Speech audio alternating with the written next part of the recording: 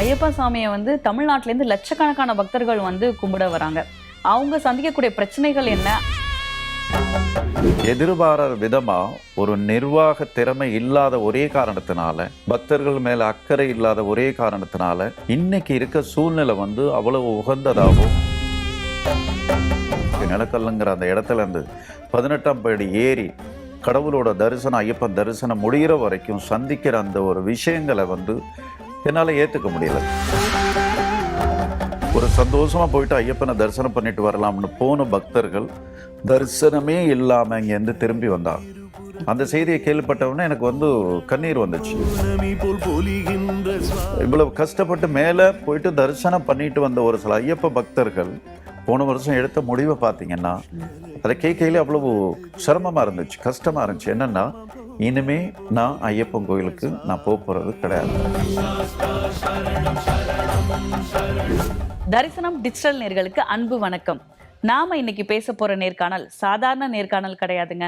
அது மாதிரி நமக்கு வந்திருக்கக்கூடிய கெஸ்டும் சாதாரண கெஸ்ட் கிடையாது. சபரிமலை ஐயப்பர் சேவா சமாஜத்தின் தேசிய தலைவரா பொறுப்பேற்றிருக்க திரு ஆர் முருகன் செல்வம் அவர்கள் நம்ம அரங்கத்துக்கு வந்திருக்காங்க. அவங்களுக்கு முதல்ல தேசிய தலைவரா பொறுப்பேற்றதற்கு வாழ்த்துக்களை சொல்லி வரவேற்கலாம். ஐயா வணக்கம். வணக்கம். தரிசனம் நேர்களுக்காக உங்களுக்கு வாழ்த்துக்களை சொல்லிக்கிறோம். நீங்க அந்த பொறுப்பை ஏத்த முதல் நிமிஷம் என்ன மாதிரியான உணர்ந்தீங்க? சில நேரத்தில் சொல்லுவாங்க இல்லையா, ஒரு சில கோயில்களுக்கு நம்ம நினைச்ச பொழுது போயிட்டு தரிசனம் பண்ண முடியாது. அந்த ஒரு கடவுளோடவோ அந்த ஒரு கோயிலோட அந்த அனுகிரகம் இருந்தால் அங்கேருந்து ஒரு அழைப்பு வரும் அப்படிம்பாங்க. அதே மாதிரி என்கிட்ட ஏற்பட்ட இந்த ஒரு அனுபவம் வந்து எப்படின்னா, ஆரம்பத்தில் வந்து இந்த இறைவனி செய்யக்கூடிய அந்த ஒரு எனக்கு சந்தர்ப்பம் கிடைச்சது ஒரு பெரிய கைங்கரியம், ஒரு கடவுளோட அருள், ஒரு கடவுளோட பாக்கியமாக நான் நினைக்கிறேன்னா. அது தொடர்ச்சியாக ஒரு சில வருஷங்கள் தொடர்ச்சியாக கிட்டத்தட்ட ஒரு 12-13 வருஷமாக தொடர்ச்சியாக நான் செஞ்சதுக்கு அப்புறம் இந்த பதவிக்கு வர்றதுக்கு இவ்வளவு நாள் ஆணுச்சுன்னு. இது வந்து எனக்கு வந்து இது ஒரு பதவியாக கிடையாது, ஏதோ கொடுத்துருக்க ஒரு பொறுப்பாக இந்த இறைபணி செய்கிறதுக்கு எனக்கு கிடைச்சிருக்க ஒரு அருளாக தான் நான் பார்க்குறேன். நான் இந்த ஐயப்பன் மீது பக்தி உங்களுக்கு எந்த வயதில் ஆரம்பிச்சது? எப்போலேருந்து நீங்கள் ஐயப்பனை வணங்குறீங்க? ஒரு தமிழர்னு பார்க்கையில் வந்து எனக்கு ஆரம்பத்துலேருந்து எல்லாரும் மாதிரி நானும் ஒரு முருக பக்தன் தான். ஆரம்பத்தில் முருகனோட அந்த ஒரு இது இருந்தது. அதுக்கப்புறம் வந்து நம்மளோட ஊர்லெல்லாம் வந்து குலதெய்வத்தை வணங்குறது வணக்கம், அந்த மாதிரி வந்து எல்லா கடவுளையும் வணங்குறது எல்லாருக்கும் ஒரு இயல்பாக இருந்தாலும், அதே மாதிரி ஐயப்பனையும் வணங்கக்கூடிய அந்த சந்தர்ப்பம் எனக்கு ஒரு குறிப்பிட்ட ஒரு 15-20 வயசுக்கு அப்புறம் எனக்கு அந்த அனுபவம் கிடச்சிது. ஐயப்பன் கோயிலுங்கிறது வந்து எல்லாருக்குமே ஒரு புது அனுபவம். என்னென்னா, முக்கியமாக நீங்கள் தமிழர்களை பார்க்க இல்லை, அவங்களுக்கு ஐயப்பன் கோயிலுக்கு போகணும் அப்படின்னு நினைக்கிறதுக்கு அப்புறம் முதல்ல அவங்களுக்கு வரக்கூடிய கேள்வி என்னவாக இருக்கும்னா, அவங்களால அந்த மாதிரியான சம்பிரதாயங்களால் அவங்க அதை தொடர்ச்சியாக ஃபாலோ பண்ண முடியுமாங்கிறதான் முதல் கேள்வி. அதாவது தினசரி வாழ்க்கையிலேருந்து அந்த 40 நாள் மாலை போட்டு இருக்கக்கூடிய அந்த ஒரு 40 நாள் வாழ்க்கைக்கு உடல் ரீதியாக மனது ரீதியாக அவங்க எந்த அளவுக்கு தன்னைத்தானே தயார் கொள்ள முடியும் அப்படிங்கிற அந்த கேள்வி தான் முதல்ல வரும். அதுக்கப்புறம் அவங்களுக்கு ஒரு தடவை அவங்களுக்கு அதை ப்ரிப்பேர், நான் ரெடி அப்படின்னு வந்ததுக்கப்புறம் அடுத்த கட்டத்துக்கான அவங்க விரதங்கள், அதுக்குள்ள சம்பிரதாயங்கள், அது போயிட்டு வர்ற வரைக்கும் அவங்க ஏற்படக்கூடிய அவங்கள வாழ்க்கையில் ஏற்படக்கூடிய ஒரு தனித்தனமான ஒரு அனுபவம் இருக்கேன். அது வந்து அதை மாலை போட்டு அந்த விரதம் இருந்து போகிறவங்களால மட்டும்தான் அது உணர முடியும். அது நீங்கள் அடிப்படையில் ஒரு முருகனோட பக்தர்னு சொன்னீங்க, எப்படி ஐயப்பனால ஈர்க்கப்பட்டீங்க? கடவுள் வந்து எல்லாருமே வேறு வேறு உருவத்தில் இருந்தாலும் வந்து கடவுள் வந்து ஒன்று தாங்கிறது எல்லாரும் உடன்படக்கூடிய ஒரு விஷயந்தான். இவர் வந்து சிவனோட குழந்தைங்க தான், வந்து ஐயப்பனோட சகோதரர் தான் முருகனுங்கிறது தெரியும்.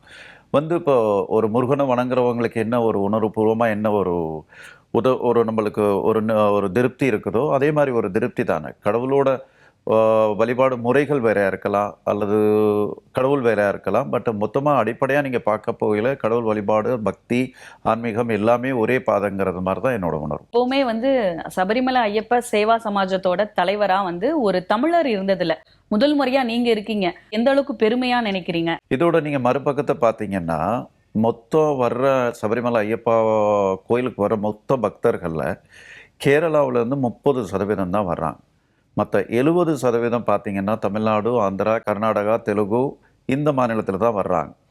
அப்படி இருக்கையில் வந்து அங்கே வணங்குற பக்தர்கள் வந்து மலையாளிகள் இல்லாத தமிழர்கள், கன்னடர்கள், தெலுங்கர்கள்லாம் இருக்காங்க. அப்படிங்கையில் வந்து இந்த ஒரு இறைபணி கொடுக்கப்பட்டதும் வந்து ஒரு பக்தராக கோயிலுக்கு போகிறது மாதிரி எனக்கும் இந்த இறைபணி வந்து எனக்கு வந்து கொடுக்கப்பட்டது. இதில் வந்து நான் தனிப்பட்ட முறையில் ஒரு தமிழரா மலையாளி அந்த மாதிரின்னு ஒரு விகிதாச்சாரம் வந்து அந்த மாதிரி எனக்கு பார்க்க தெரியல, பார்க்க தோணலை, அல்லது அந்த மாதிரியான ஒரு சூழ்நிலை எனக்கு வந்து வர கிடையாது. ஸோ இதை வந்து ஒரு ஓவர் த பீரியட் தொடர்ச்சியாக நம்ம இந்த மாதிரியான இறைப்பணிகளை வந்து வேலை பார்த்துக்கிட்டு இருக்கையில், அந்த மாதிரி அந்த பணிகள் தொடர்ச்சியாக நம்ம பண்ணிக்கிட்டு இருக்கையில் நம்மளுக்கு வந்து இதாக வந்து ஒரு அமைஞ்சது அப்படின்னு தான் சொல்லலாம். இப்ப ஐயப்பா சாமியை வந்து தமிழ்நாட்டுல இருந்து லட்சக்கணக்கான பக்தர்கள் வந்து கும்பிட வராங்க. அவங்க சந்திக்கக்கூடிய பிரச்சனைகள் என்ன, அதுக்கு என்ன மாதிரியான தீர்வு காணலாம்னு நீங்க ஒரு பிளான் வச்சிருப்பீங்க இல்லையா? அதை பத்தி கொஞ்சம் ஷேர் பண்ணுங்க. இது வந்து என்னன்னா ஒரு நிர்வாகம், கோயில் நிர்வாகம் சம்மந்தப்பட்டது. எதிர்பாராத விதமாக பார்த்தீங்கன்னா அங்கே உள்ள கேரளா நிர்வாகம்னு பார்க்க போகையில் அந்த நிர்வாகம் அங்கே இருக்க அரசாங்கம் ஒரு காணிக்கையாக வந்து லட்சக்கணக்கான பக்தர்கள் கொடுக்கக்கூடிய அந்த காணிக்கை வந்து ஒரு வருஷ வருமானம் அந்த கோயிலுக்கு 350லேருந்து 400 கோடி ரூபா வருமானம் வருது. அதே மாதிரி இவ்வளோ பெரிய வருமானம் வந்து அந்த பக்தர்களுக்காக அவங்க கோயில் நிர்வாகம் என்ன மாதிரியான அடிப்படை வசதிகள் செஞ்சு கொடுக்குறாங்கன்னு பார்த்தீங்கன்னா எல்லாருக்குமே ரொம்ப பெரிய ஆச்சரியமாகவும் அதிர்ச்சியான ஒரு சில விஷயமா இருக்கும். கோயில் கடவுள் அப்படிங்கிறது ஒரு புனிதமான ஒரு விஷயம். அந்த இடமும் அந்த மாதிரி ஒரு புனிதத்தன்மையாக இருக்கக்கூடிய இடம் எதிர்பாராத விதமாக ஒரு நிர்வாக திறமை இல்லாத ஒரே காரணத்தினால, பக்தர்கள் மேலே அக்கறை இல்லாத ஒரே காரணத்தினால இன்னைக்கு இருக்க சூழ்நிலை வந்து அவ்வளவு உகந்ததாவோ ஒரு பக்திமயமாவோ ஒரு அந்த இடத்துல போயிட்டு ஒரு கடவுள் அந்த மாதிரியான ஒரு விஷயம் இல்லைங்கிற அளவுக்கு ஒரு நிர்வாகம் நல்ல முறையில் இல்லாமல் இருக்குது ரொம்ப வருத்தத்துக்குரிய ஒரு விஷயம். ஒரு சில விஷயங்கள் வந்து நம்மளோட வாழ்க்கையை நிர்ணயிக்கிறது வந்து நம்மளுக்கு தெரிஞ்சோ தெரியாமலோ சில நேரங்களில் நம்ம அதை நினச்சிடுறோம்.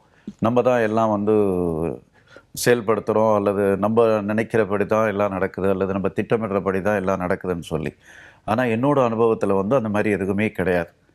ஒரு சில விஷயங்கள் வந்து நம்மளுக்கு வந்து கொடுக்கப்பட்ட ஒரு சில பொறுப்பு அல்லது கட்டளை அல்லது வந்து ஐயப்பனோட ஒரு சில வேலைகள் செய்கிறதுக்கு, ஒரு சில பக்தர்களோட வேலைகள் செய்கிறதுக்கு எனக்கு வந்த ஒரு பொறுப்பு அது எங்கேருந்து வந்ததுங்கிறது வந்து எனக்கு தெரியாது.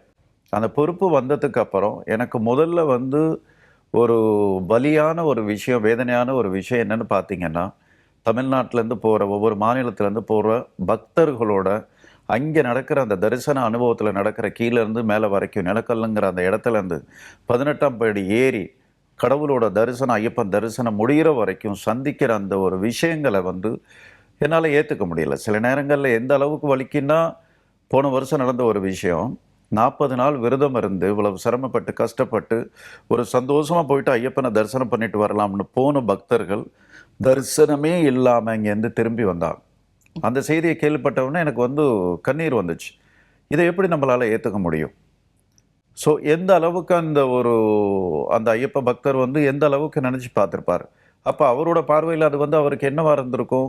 தரிசனம் கிடைக்காத அவர் எப்படி பார்த்துருப்பாருன்னா, நான் ஏதோ தவறு பண்ணிட்டேன், நான் இருந்த விரத முறையிலையோ மற்ற விஷயங்கள்லையோ என்னோட சுய கட்டுப்பாடோ அந்த அளவுக்கு ஏதோ சரியா இல்லை, என்னோட தெய்வ குற்றமாக தான் அவர் வந்து அதை நினைப்பார். பட் அதோட மறுபக்கம் பார்த்தீங்கன்னா அது வந்து நிர்வாகம் சம்பந்தப்பட்ட விஷயங்கள். இந்த விஷயத்துக்கு வந்து இது வரைக்கும் தொடர்ச்சியாக நடந்துக்கிட்டே இருக்குது. இப்போ இன்னைக்கு உள்ள சூழ்நிலையில் பார்த்தீங்கன்னா, ஒரு காலத்தில் 2011 கிட்டத்தட்ட 102 பேர் இறந்தாங்க. இதே சபரிமலையில் 102 பேர் இறந்தாங்க 2011.